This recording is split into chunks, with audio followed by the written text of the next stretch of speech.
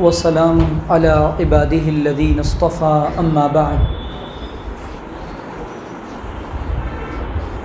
فأعوذ بالله من الشيطان الرجيم بسم الله الرحمن الرحيم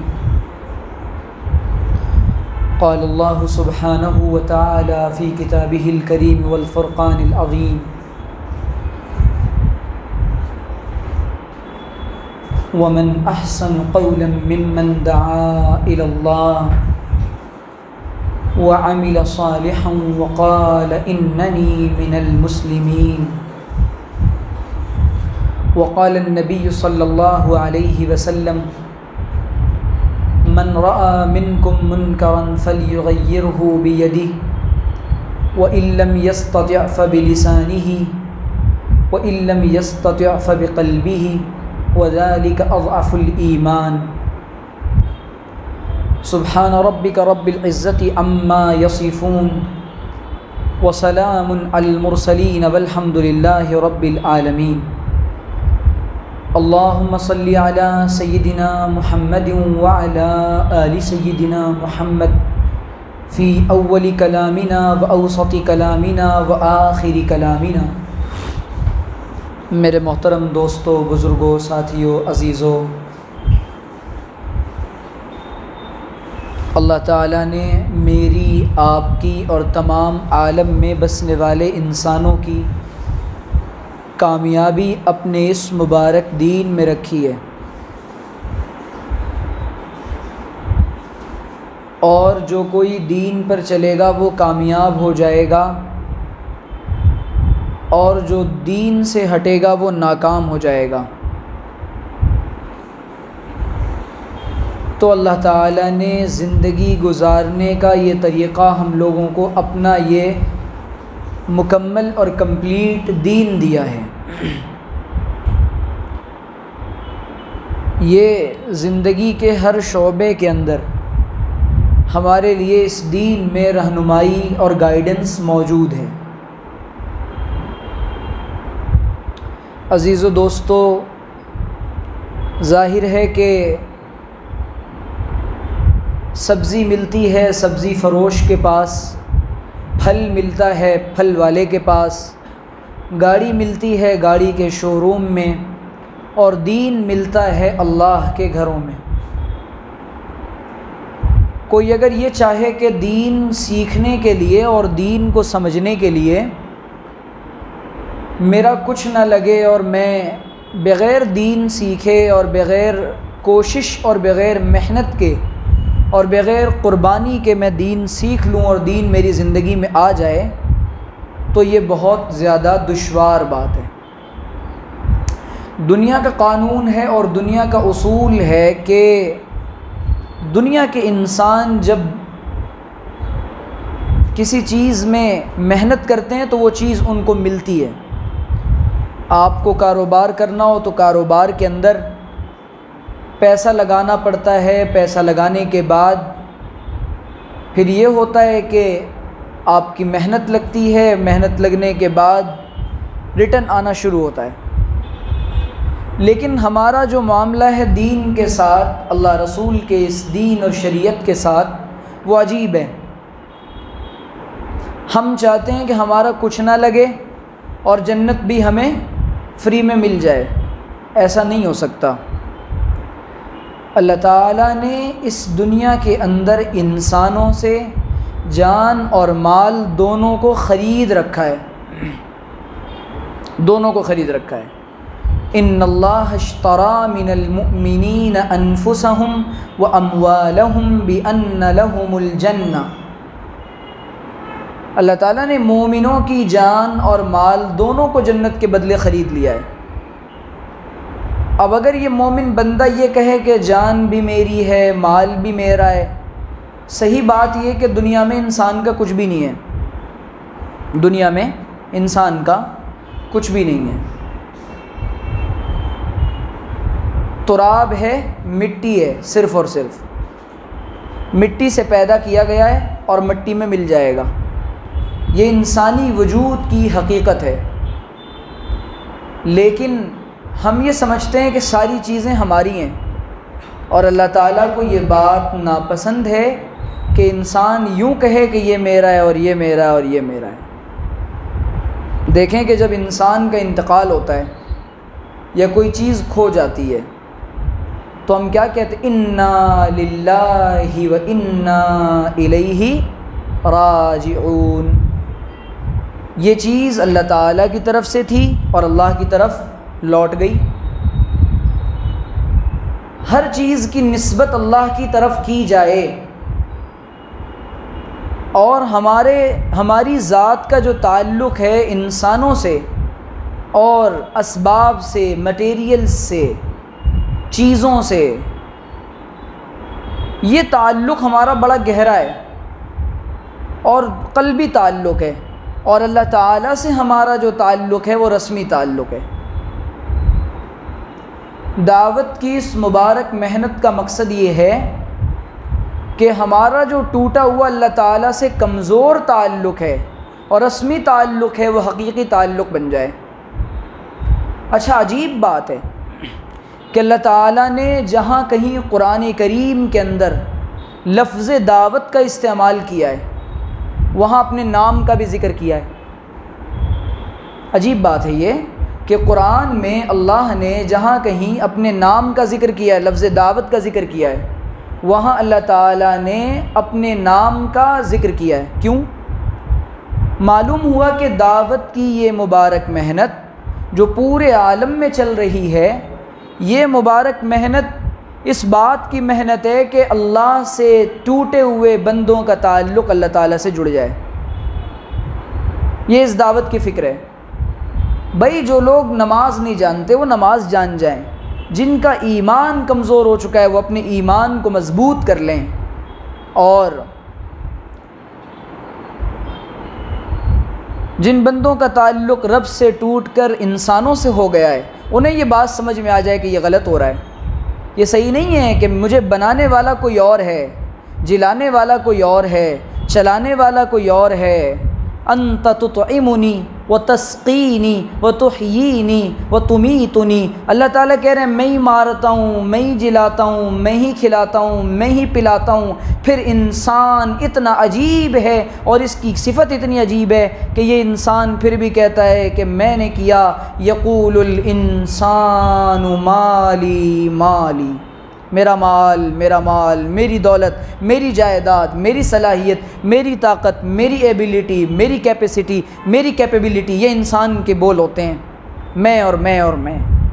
اللہ کہہ رہے نہیں نہیں نہیں، کچھ بھی انسانی وجود یہ سارا کا سارا یہ مٹی کا وجود ہے اور مٹی میں مل جانے والا ہے۔ تو جو نسبت ہماری اللہ کی طرف جن چیزوں کی کرنی ہے، ایمان کمزور کب ہوتا ہے؟ ایمان کمزور اس وقت ہوتا ہے جب بندہ اللہ تعالیٰ سے تعلق توڑ کر اپنے دل کا یقین چیزوں سے جوڑ لے۔ دکان سے ہوگا، مکان سے ہوگا، ابا کریں گے تو ہوگا، بھائی کرے گا تو ہوگا، اسباب کے ذریعے ہوگا۔ اس کو کہتے ہیں کہ ہمارے اوپر ایسا فکری بھوت سوار ہوا ہے کہ ہماری فکریں، ہمارے جذبات یہ تبدیل ہو چکے ہیں۔ جو پرائرٹی کی چیزیں تھیں اور جو ترجیح دینے کی چیز تھی اور جو فوقیت دینے کی چیز تھی ہم اس کو بھول گئے۔ آپ دیکھیں کہ حضرات انبیاء کا یہ مزاج ہے، حضرات صحابہ کا یہ مزاج ہے، وہ اپنی تمام نعمتوں کی نسبتیں اللہ کی طرف کرتے ہیں۔ یہ کہتے ہیں یہ ایمان بنا ہوا تھا، ہمارا ایمان ٹوٹا ہوا ہے تو ہم پہلے ساری دنیا سے شکوے کرتے ہیں، اس کے بعد اللہ کے در پہ جاتے ہیں۔ یہ تعلق کے ٹوٹنے کی علامت ہے۔ ساری دنیا سے شکوے پہلے کرتے ہیں، اللہ تعالیٰ کے پاس بعد میں جاتے ہیں۔ اور اللہ کا نظام یہ ہے کہ مومنین کی جو صفت اللہ تعالیٰ نے بیان کی ہے وہ یہ بیان کی ہے کہ وہ نماز کی حالت میں، قیام کی حالت میں، رکوع کی حالت میں، سجدے کی حالت میں، یہاں تک کہ اپنے بستروں پر اور اپنی تنگ دستی کے عالم میں اور اپنی مرض کے عالم میں وہ صرف اور صرف اللہ تعالیٰ کو پکارتے ہیں۔ اور منافق کی علامت یہ ہے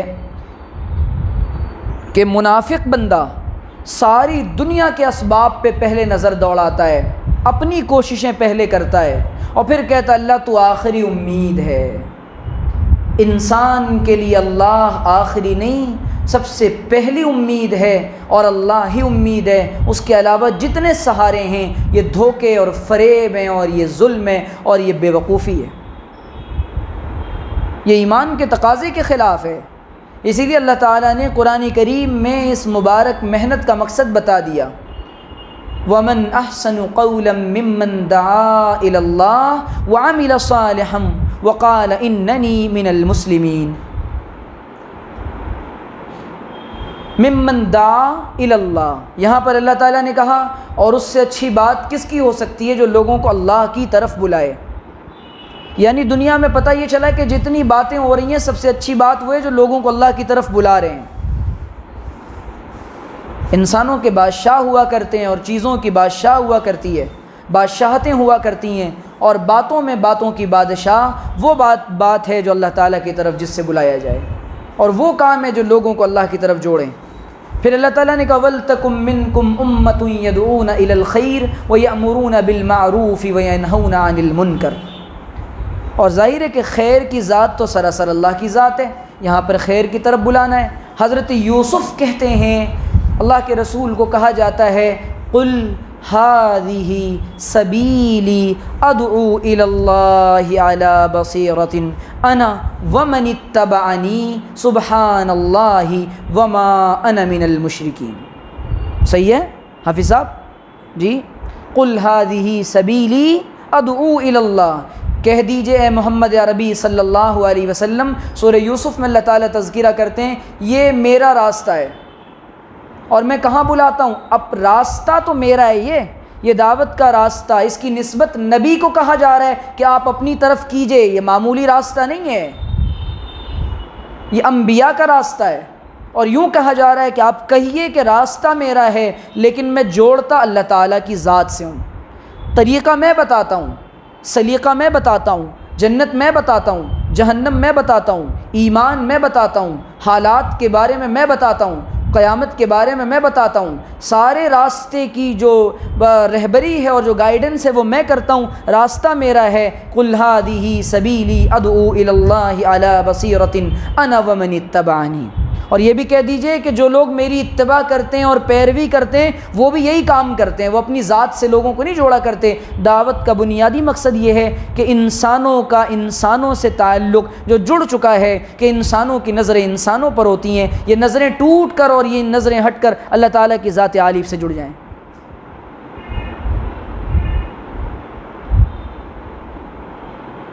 اور آج ہمارا حال یہ ہے کہ ہمارا تعلق اللہ تعالیٰ سے بالکل ٹوٹ چکا ہے۔ ہم دعوت کا کام کرتے ہیں لیکن دعوت کے کام کے مقصد کو نہیں سمجھتے۔ یہ چلت پھرت ایک رسم ہے، یہ چلت پھرت ایک طریقہ ہے، اصل اس کی روح یہ ہے کہ ہر دعوت دینے والا اپنے آپ کو تعلق مع اللہ کا عادی بنائے۔ ہر داعی کا یہ مقام ہونا چاہیے کہ اس کا تعلق مع اللہ بہت زیادہ مضبوط ہو۔ کیوں؟ اگر دعوت دینے کے بعد میں نہیں جڑ سکا اللہ تعالیٰ سے تو میری دعوت بے اثر ہے، میرے الفاظ بوجھ ہیں اور میری باتوں کا مجھ سے سوال کیا جائے گا۔ یہ قرآن سے پتہ چلتا ہے اور نبی علیہ الصلاۃ والسلام سے یہ باتیں معلوم ہوتی ہیں، لیکن ہم نے جو دعوت کی روح تھی اس کو چھوڑ دیا اور جو دعوت کا ظاہر تھا اس کو اپنا لیا۔ اور داعی کے اندر چند صفات ہونی چاہیے۔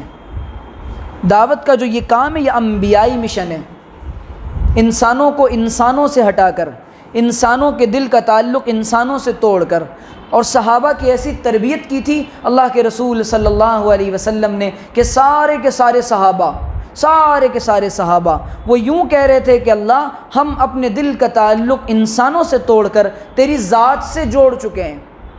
اور جب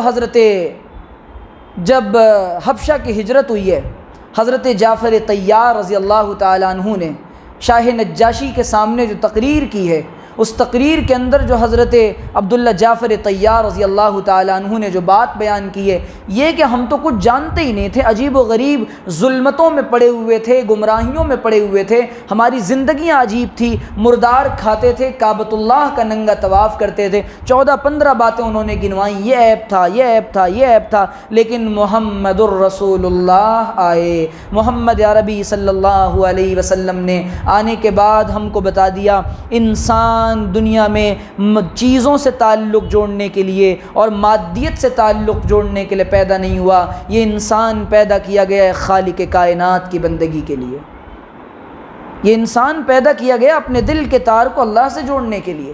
ہم بھٹکتی، سسکتی، بلکتی، تڑپتی انسانیت کو محمد عربی نے راستہ نصیب کیا تھا۔ یہ وہ انقلاب تھا دعوت کے کام کے ذریعے جو محمد عربی صلی اللہ علیہ وسلم نے 23 سال کے تھوڑے سے عرصے میں اللہ کے رسول نے پورے عالم عرب کے اندر اور وہ یہ دعوت کا مبارک کام پھیل کر افریقہ کے جنگلوں تک گیا، اور حضور نے یہ بتایا کہ انسان سے تعلق جوڑنے کے لیے نہیں، بلکہ انسان کا اصل مقام یہ ہے کہ اس کا تعلق رب کعبہ سے جڑ جائے، اور ہم لوگوں کا تعلق ٹوٹا ہوا ہے۔ تو دعوت کا مقصد نہیں سمجھ سکے ہم، دعوت کا بنیادی مقصد یہ کہ میں اللہ سے جڑ جاؤں، یہ قرآن کی رو سے پتہ چلتا ہے۔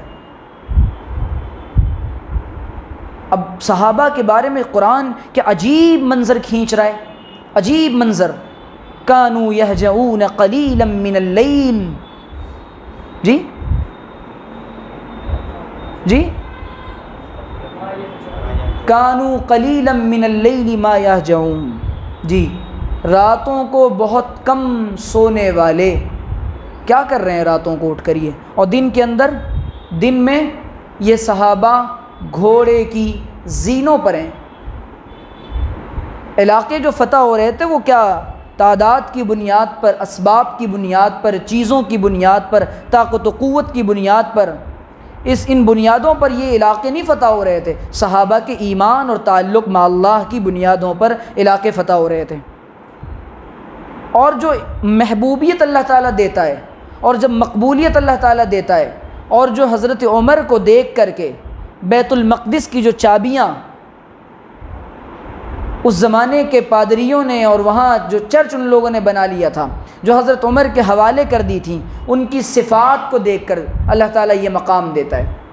ہم لوگ مصیبت یہ ہے کہ صفات سے کورے ہو چکے ہیں، صفات بالکل بھول چکے ہیں، تو دعوت کا کام کرنے والوں کو اس بات کا خوب خیال رکھنا چاہیے۔ اور ایک عجیب بات ہے کہ دعوت کا جو یہ کام ہے یہ اصل میں اپنی اصلاح کا کام ہے۔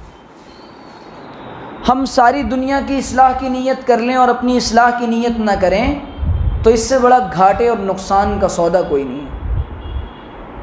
میرے اپنے جسم کے اندر خون کی کمی ہو جائے اور میں اس کے بعد سب کو بلڈ ڈونیٹ کرتا پھروں تو میرا تو انا للہ پہلے ہو جائے گا۔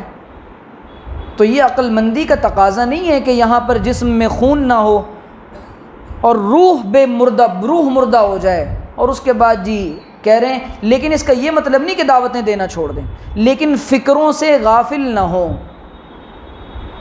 اپنی ذات سے غافل نہ ہو۔ اسی لیے اللہ کے رسول صلی اللہ علیہ وسلم نے صحابی نے پوچھا، اللہ کے رسول جس بات پر عمل نہیں کرتے کہ ہم اس کی بھی دعوت دیں؟ حضور نے فرمایا بالکل دیں، دعوت دیتے دیتے تمہیں بھی عمل کی عادت پڑ جائے گی اور ان کو بھی عمل کی عادت پڑ جائے گی۔ جب انسان کسی چیز کو کہتا رہتا ہے نا، تو یہ ہمارے جو آج ایمان کا جو لیول وہ کمزور کیوں ہو گیا ہے؟ وہ کمزور اس لیے ہو گیا ہے کہ ہماری نظر اللہ تعالیٰ کی ذات پر، غیب کی خبروں پر، قبر کے یقین پر، آخرت کے یقین پر، حشر کے یقین پر، بعث بعد الموت کے یقین سے ہماری نظریں ہٹ چکی ہیں، ہماری نظر ہٹ چکی ہے۔ اور ہر آدمی یہ تصور کرتا ہے کہ جو مرا ہے بس اس کو ہی مرنا تھا، ہمیں نہیں مرنا ہے۔ یہ عجیب معاملہ ہے کہ ہر دوسرا یہ تصور کرتا ہے، یہ خیال کرتا ہے کہ جو مرا ہے دنیا سے گیا ہے بس اس کو ہی جانا تھا، ہم تو نہیں جانے والے، ہم تو یہیں رہنے والے ہیں۔ تو اس کا مطلب یہ ہے کہ فکر آخرت ابھی نہیں آئی۔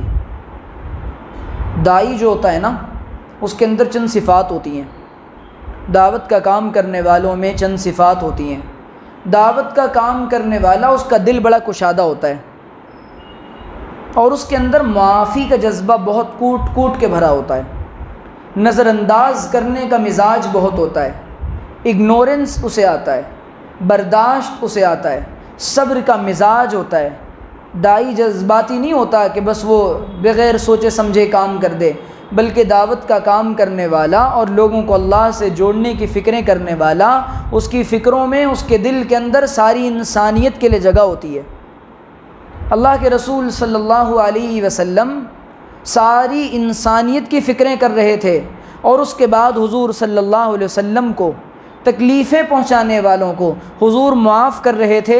جذبہ یہ تھا کہ یہ کل کو ایمان لے آئیں گے تو کہیں ایسا نہ ہو کہ میری ترش روئی اور میری ناراضگی کی وجہ سے ان کے دل میں کوئی بات آ جائے۔ حضور صلی اللہ علیہ وسلم نے طائف کی وہ شام کون بھول سکتا ہے، جس شام میں حضور اکرم صلی اللہ علیہ وسلم کو مارا گیا ہے، اور ایسا مارا گیا اور ایسے پتھر برسائے گئے کہ وہ عجیب منظر تھا حضور علیہ الصلاۃ کا۔ لیکن اس کے باوجود حضور علیہ الصلاۃ کو یوں بھی کہا جا رہا، آپ کہیں تو ہم ان پہاڑوں کو ان کے اوپر برسا دیں اور بالکل ملا دیں اور یہ تہس نہس ہو جائیں۔ حضور نے فرمایا نہیں، یہ جانتے نہیں، ان کو معاف کر دو۔ یہ ہماری جو فکریں، آج فکروں کو زوال آیا ہے نا کہ ہم تھوڑی سی محنت پر قناعت کر لیتے ہیں۔ داعی کبھی راضی نہیں ہوتا اپنی دعوت پر، اپنی محنت پر، اپنے کام پر۔ اس کی نظر اور اس کا مشن یہ ہوتا ہے کہ جتنا کام ہو گیا اس سے زیادہ باقی ہے۔ ہمارے ہاں جب کام ہو جاتا ہے، کارگزاریاں ہم سناتے ہیں، تو کارگزاریوں میں اپنی کامیابیوں کے تذکرے اور اپنی محنتوں کے تذکرے خوب کرتے ہیں، لیکن جو کام باقی ہے اس سے غافل ہو جاتے ہیں۔ حضرت اقدس مولانا محمد الیاس صاحب کاندلوی نور اللہ مرقدہ اسی لیے فرمایا کرتے تھے کہ جو کام ہو گیا اس پہ شکر ادا کرو، لیکن اس پہ نظر نہ کرو بہت زیادہ مطمئن ہو کے نہ بیٹھ جاؤ، بلکہ جو باقی کام ہے اس کی طرف توجہ کرو کہ اب اس کی ترتیب کیسے بنے گی۔ پوری کی پوری انسانی برادری کی فکر کرنا یہ داعی کا مشن ہے۔ ایک گولے گنڈے کی اور ایک جماعت کی اور چند لوگوں کی اور ایک خاندان کی اور ایک قبیلے کی فکر یہ داعی کا مشن نہیں ہوتا۔ یہ عالمی نبی کی عالمی امت ہے اور آخری امت ہے۔ اب جو کچھ کرنا ہمیں کرنا، ہمارے علاوہ کوئی نہیں کرے گا، اور اللہ تعالیٰ کا عجیب نظام ہے۔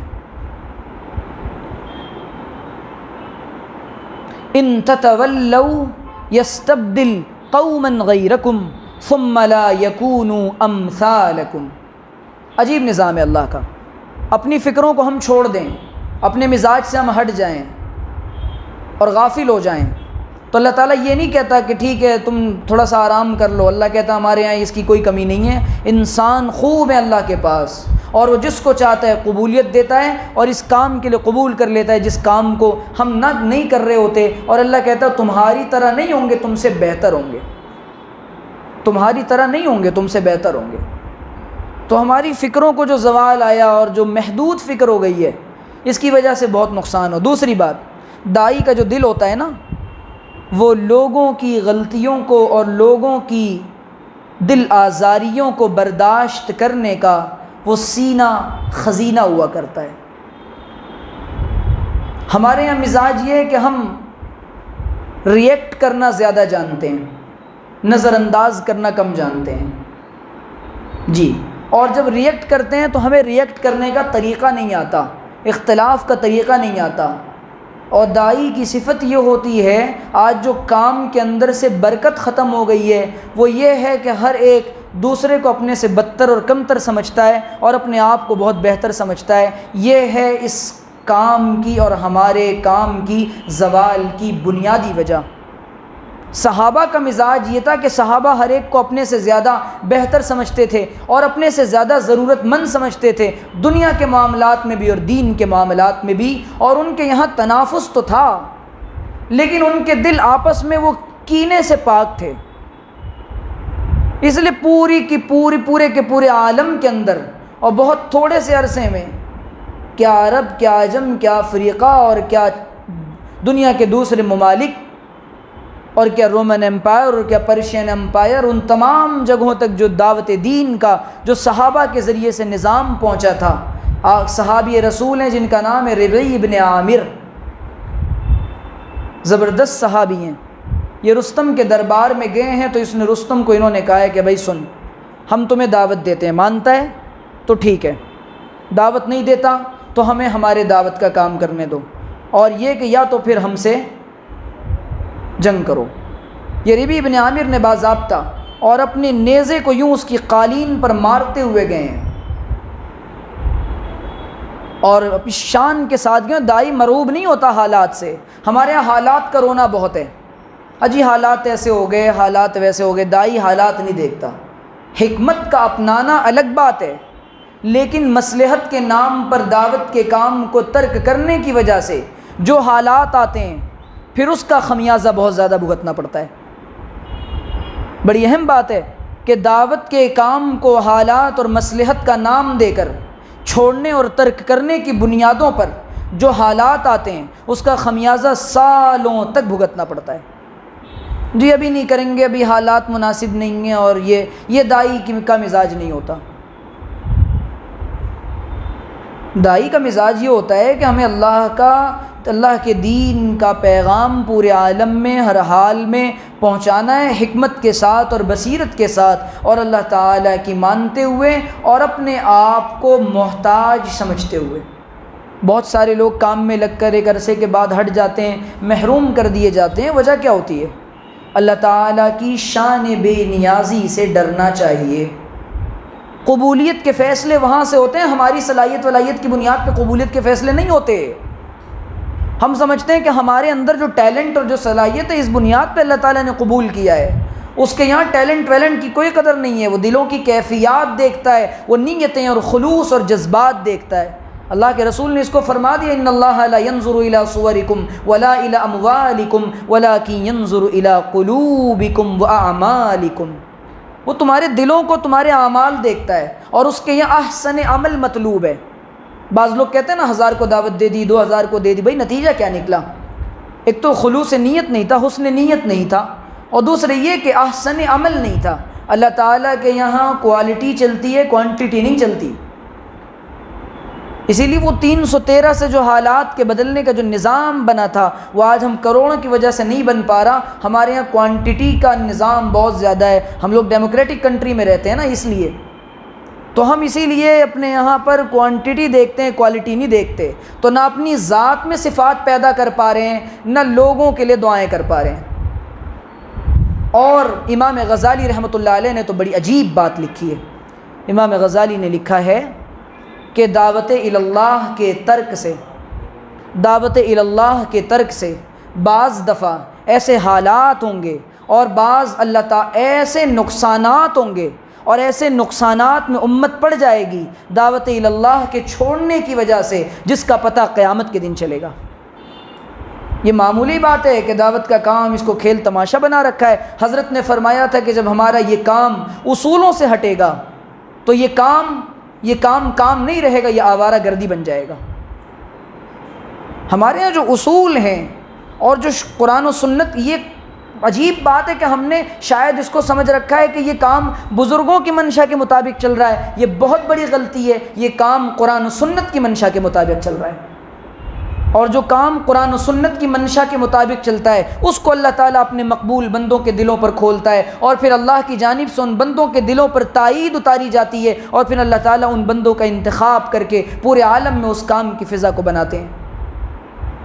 تو یہ کہ جب آپ اس کام سے جڑ جاتے ہیں اور جب ہمارا تعلق اس دعوت کے کام سے، اور دوسری بات یہ ہے کہ دعوت کے کام میں بڑی وسعت ہے، لفظ دعوت میں بڑی وسعت ہے، اور دین کے جتنے شعبے ہیں یہ سارے کے سارے شعبے یہ آپس میں معاند نہیں ہیں، یہ آپس میں ایک دوسرے سے اختلاف نہیں رکھتے، یہ شعبے آپس میں ایک دوسرے سے لڑائیاں کرنے کے لیے نہیں ہیں، بلکہ یہ شعبے آپس میں رفاقت کے لیے ہیں اور معاونت کے لیے ہیں۔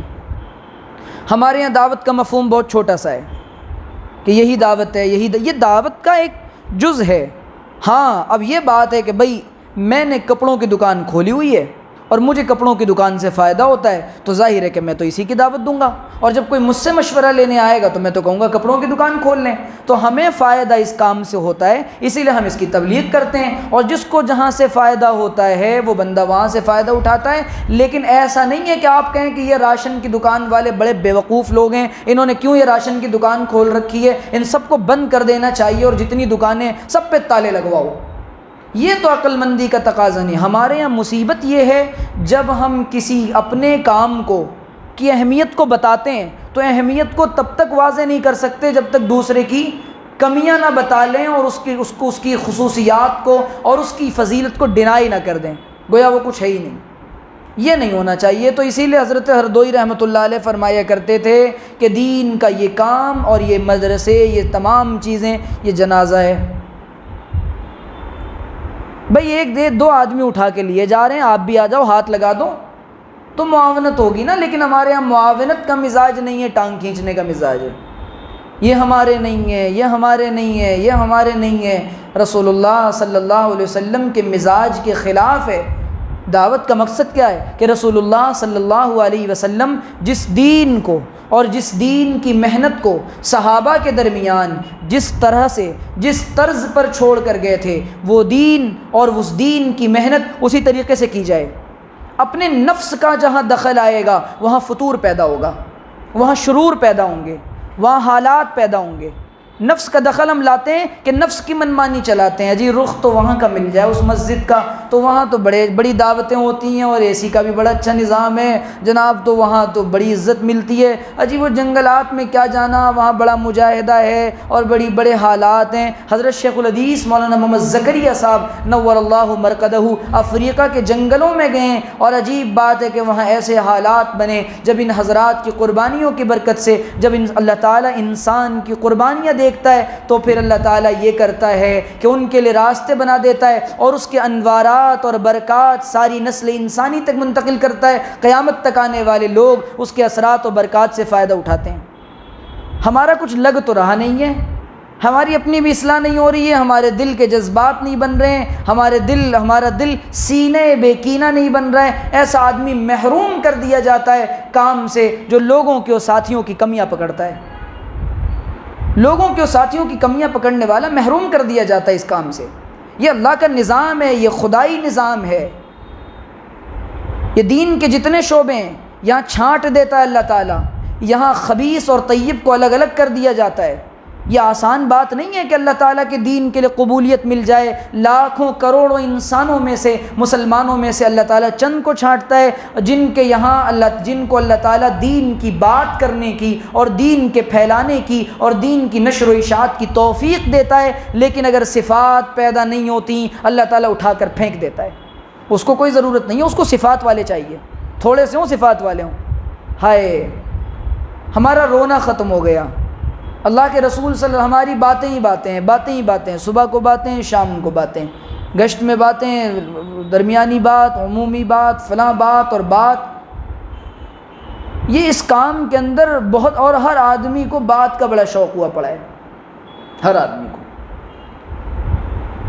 بات کرنی ہے، یقیناً کرنی ہے، بات کے بغیر تو کام نہیں چلے گا۔ دعوت دینے کے لیے بات کرنی پڑتی ہے، سیکھنا پڑتا ہے، لیکن یہ کہ اپنے آپ کو محتاج سمجھ کر قرآن نے یہ اشارہ دیا وَقَالَ إِنَّنِي مِنَ الْمُسْلِمِينَ، اور دعوت دینے کے ساتھ ساتھ وہ یہ کہتا رہے بھیا میں تو ایک عام سا انسان ہوں، میں چھوٹا سا انسان ہوں، میں نارمل بندہ ہوں، میں نارمل مسلمان ہوں، میری کوئی امتیازی شان نہیں ہے، میں کوئی علامہ وقت نہیں بن گیا، میں تو وہی بات کہتا ہوں جو اللہ رسول نے بتائی ہے اور آپ کو میں وہی بات بتانے آیا ہوں، اور اپنی من مانی اور اپنی من چاہی نہیں بتانی ہے، اس میں وہ بتانا ہے جس سے انسانیت کا نفع ہو، اور انسانیت کا نفع قرآن سے جڑنے میں ہے، محمد عربی صلی اللہ علیہ وسلم کی سیرت سے جڑنے میں ہے۔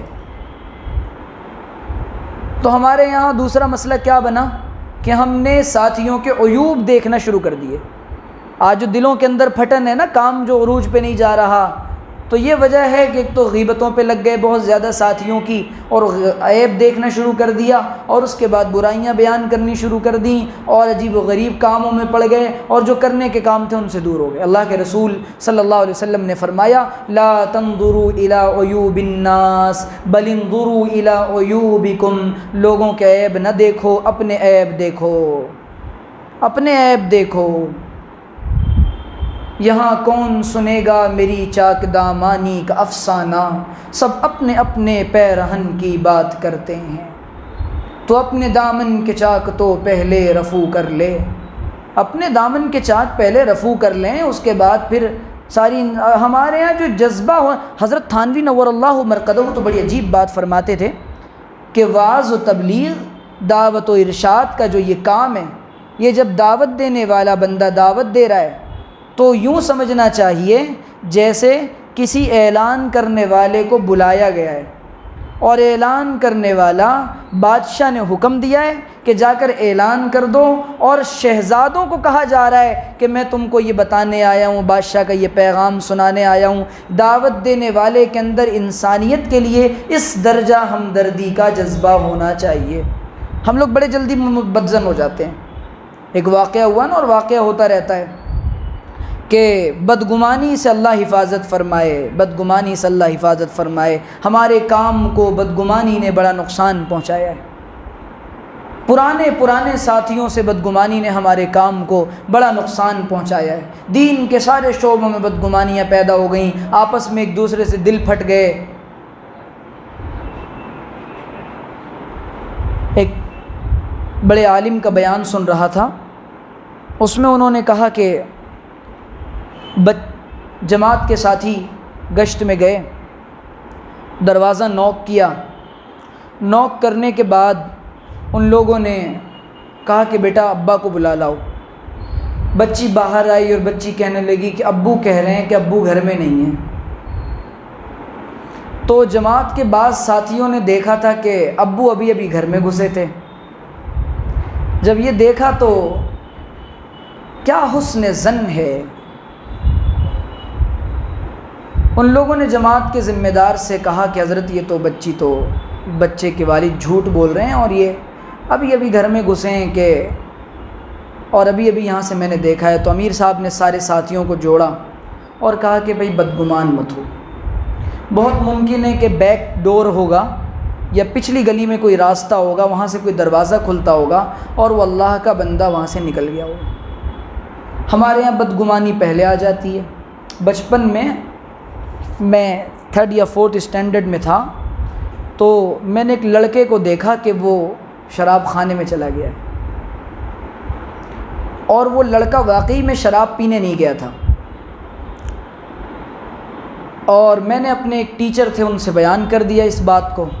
انہوں نے بڑی شفقت سے مجھے سمجھایا کہ بیٹا آپ نے اس بات کو بیان کرنے سے پہلے اور سوچنے سے پہلے کہ یہ شراب پینے گیا ہے، یہ کیوں نہ سوچ لیا کہ ہو سکتا ہے کہ اس کا کوئی جاننے والا یا رشتہ دار وہاں شراب پی کر پڑا ہوا ہو اور وہ بندہ اس کو وہاں سے نکالنے گیا ہو۔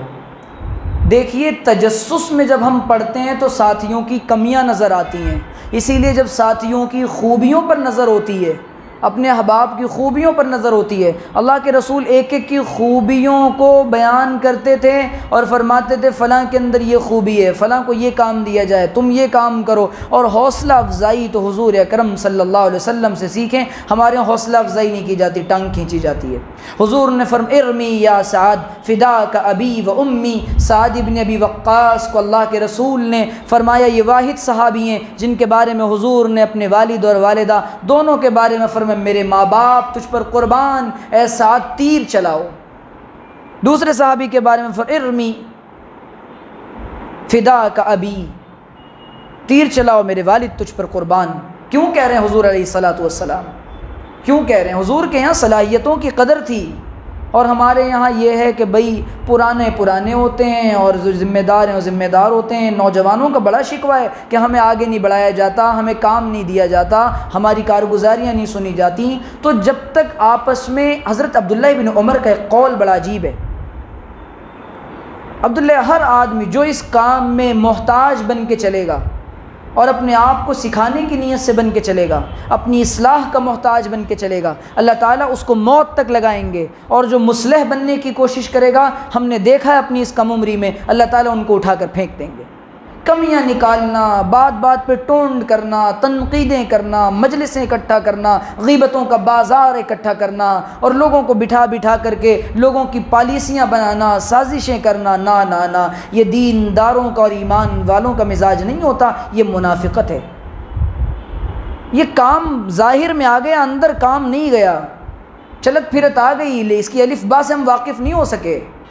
دین کے حضرت اقدس مولانا محمد الیاس صاحب نور اللہ مرقدہ نے فرمایا تھا، اس کام کا بنیادی مقصد ہے امت کی بے دینی ہے، اور امت کی بے دینی اور دین کی جو بے طلبی ہے، اور دین کے بارے میں جو امت بالکل بے طلب ہو چکی ہے، امت کے اندر دین کی طلب اور تڑپ کو پیدا کرنا۔ اور دوستو، دین کی طلب اور تڑپ اخلاق، کردار، محبت، پیار، قربت، گلے لگانے سے اور آپس میں جڑ کر کے چلنے سے ہوتی ہے، نفرتوں کے پھیلانے سے، سازشیں کرنے سے یہ کام کبھی عروج پہ نہیں جا سکتا۔ جہاں چلے تھے کولو کے بیل کی طرح، وہیں کے وہیں 30 سال بعد بھی رہیں گے۔ صفات اللہ تعالیٰ چاہتا ہے وقت کے ساتھ ساتھ۔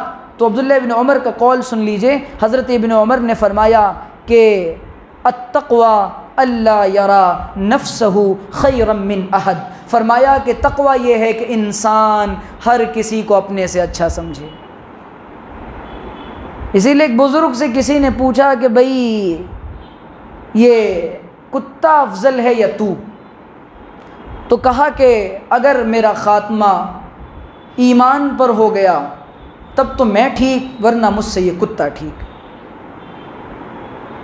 اور ہمیں اصل بات یہ ہے کہ ایمان پر خاتمے کی کوئی فکر نہیں ہے، اصل معاملہ ایمان پر خاتمے کا ہی ہے، اصل معاملہ ایمان پر خاتمے کا ہی ہے۔ اگر خاتمہ ایمان پہ نہ ہوا تو بڑا مسئلہ بن جائے گا۔ اسی لیے اس بات کو خوب دھیان میں رکھنا چاہیے کہ دوستو، یہ جو کام ہے یہ اللہ تعالیٰ کی بہت بڑی نعمت ہے۔ اصولوں کے ساتھ، صفات کے ساتھ جو کرے گا اللہ تعالیٰ اس کو چمکائے گا، اس کو چلائے گا، اور جو اصولوں سے اور صفات سے ہٹ کے کام کرے گا اللہ تعالیٰ کو ایسے لوگوں کی کوئی ضرورت نہیں ہے۔ اللہ تعالیٰ سے دعا ہے کہ اللہ تعالیٰ ہم لوگوں کو اس دعوت کے کام کی قدر نصیب فرمائے اور تادم حیات اپنے دین کے کاموں سے ہمیں جوڑا رکھے۔ وآخر دعوانا ان الحمد للہ رب العالمین والصلاة والسلام على سید الانبیاء والمرسلین۔ اللہم صلی علی سیدنا محمد وعلى آل سیدنا محمد وبارک وسلم۔ اللہم لا مانع لما اعطیت ولا معطی لما منعت ولا ينفع ذا الجد منک الجد۔ اللہم لا نحصی ثناء علیک انت کما اثنیت علی نفسک۔ اللہم لا الہ الا اللہ الحلیم الکریم۔ ربنا اغفر لنا ولاخواننا الذین سبقونا بالایمان۔ اللہم ارحمنا یا ارحم الراحمین۔ اللہم لا مانع لما اعطیت ولا معطی لما منعت ولا ينفع ذا الجد منک الجد۔ اللہم انا نسألک علما نافعا ورزقا واسعا وشفاء من کل داء وعملا متقبلا۔ اللہم انا نسألک الہدى والتقى والعفاف والغنى۔ اللہم انا نجعلک فی نحورہم ونعوذ بک من شرورہم اللہم استر عوراتنا وآمن روآتنا۔ اللہم انا نجعلک فی نحورہم ونعوذ بک من شرورہم۔ اے پیارے اللہ، ہم آپ کے بہت عاجز اور مسکین بندے آپ کے دربار میں حاضر ہیں۔ اللہ، ظاہر میں تو ہم آپ کے بندے ہیں، حقیقت میں بڑے گندے ہیں۔ اے اللہ، دنیا میں آپ نے ہم کو بھیجا، اے ہمارے بنانے والے اللہ، ہم آپ کو بھول گئے، ہمیں آپ کا خیال نہ آیا۔ اے رب کریم، اپنی ذات سے سچا تعلق نصیب فرما دیجئے۔ اللہ، آج ہم اپنے ظاہری، باطنی، پوشیدہ، چھپے ہوئے تمام گناہوں سے آپ کے سامنے سچی توبہ کرتے ہیں۔ اے رب کریم، مبارک مجلس ہے، دین کی فکریں کرنے والوں کی مجلس ہے، آپ نے قبول فرمایا ہے۔ پروردگار عالم ہمیں محروم نہ فرمائیے گا، اللہ ہمیں محروم نہ فرمائیے گا، اللہ ہمیں محروم نہ فرمائیے گا۔ رب کریم ہمیں ڈر لگتا ہے آپ کی شان بے نیازی سے، آپ یہ کہہ دیں کہ میں تمہیں قبول نہیں کر سکتا، اللہ تو ہم قبول نہیں کروا سکتے۔ اے رب کریم آپ ہمیں محروم نہ فرمائیے گا۔ اللہ آپ تو چونٹی سے کام لینے پر آ جائیں تو اس سے کام لے لیں۔ اے اللہ آپ اگر اللہ کسی چھوٹے سے حقیر مخلوق سے کام لینے پر آ جائیں اس سے کام لے لیں۔ اللہ یہ 6 فٹ کا جسم دے کر اور ساری طاقتیں صلاحیتیں دے کر اللہ اگر یہ دین کے کام نہ آ سکیں تو یہ بیکار ہے۔ اے میرے مالک ہم کو قبول فرما لیجئے، اللہ ہم کو قبول فرما لیجئے، اپنی نظر کرم ہم سے نہ ہٹائیے گا۔ اللہ ہمارے پاس تو کچھ بھی نہیں ہے، یا اللہ تیرے رسول کی پیاری امت یہ کھلے آسمان کے نیچے تپتی زمین پر صرف آپ کے سہارے، آپ کے نام کے سہارے زندہ اور باقی ہے۔ باطل تو ہم کو ختم کر دینا چاہتا ہے، وہ ہمیں اڑا دینا چاہتا ہے، وہ ہمیں مسمار کر دینا چاہتا ہے۔ اے پروردگار عالم موسم کا حال بتا رہا ہے، حالات بدل رہے ہیں، اللہ اپنی ناراضگی نہ بھیجیے گا، اللہ ہم سے راضی ہو جائیے، ہم سے راضی ہو جائیے۔ ہمیں منانا نہیں آتا، ہم تو جب سے بالغ ہوئے ہیں تب سے لے کر آج تک آپ کو ناراض الگ الگ طریقوں سے کرتے آئے ہیں، لیکن آپ کو منانے کا طریقہ نہیں آتا۔ اللہ دنیا میں پیشہ ور فقیر ہوتا ہے، اے اللہ پروفیشنل بھکاری ہوتا ہے، اسے بھی مانگنا آتا ہے، اور جب وہ کسی کے سامنے منہ بنا کے ہی کہہ دیتا ہے کہ مجھے دے دو، اس کے منہ کو دیکھ کر سخت سے سخت دل بھی دے دیتا ہے۔ اللہ ہمیں رونا نہیں آتا، یہ آنکھیں سخت ہو گئی ہیں، یہ دل سخت ہو چکا ہے، دنیا کی امیدوں نے ہمارے دل کے اندر، یا اللہ اس دل کو دل نہیں یہ پتھر کا سل بن چکا ہے۔ اے رب کریم اپنی کرم کی نگاہ ڈال کر ہمیں اپنے نیک اور مقبول بندوں میں شامل فرما لیجئے۔ اے اللہ دعوت کے اس کام کی حفاظت فرمائیے، اے اللہ عالم اسلام کے اندر دعوت کی عمومی فضا چلا دیجئے، اے اللہ پوری عالم مغرب کو اور اقوام مغرب کو ہدایت دے دیجئے، اے رب کریم برادران وطن کو ہدایت دے دیجئے، پورے کے پورے عالم میں اپنی عمومی فضا ایمان کی باد بہاری چلا دیجئے۔ اللہ اذا جاء نصر اللہ والفتح ورأیت الناس يدخلون فی دین اللہ افواجا کا نمونہ دکھلا دیجئے۔ اے رب کریم جوق در جوق عالم انسانیت کو ہدایت دے دیجئے۔ اے اللہ پوری روزانہ 1.5 لاکھ سے زیادہ اے اللہ کلمہ کے بغیر انسان دنیا سے چلے جاتے ہیں، اللہ ہمیں ان کی بھی فکریں کرنے کی توفیق عطا فرما دیجئے۔ اللہ دین کے تمام شعبوں میں اور کام کرنے والوں میں جوڑ نہیں رہا، اللہ جوڑ پیدا فرما دیجئے، اتفاق فکر نصیب فرما دیجئے، اجتماعی قلوب عطا فرما دیجئے، اتحاد فکر نصیب فرما دیجئے۔ اے رب کریم ہمیں مانگنا نہیں آتا، مانگنے کا سلیقہ دے دیجئے۔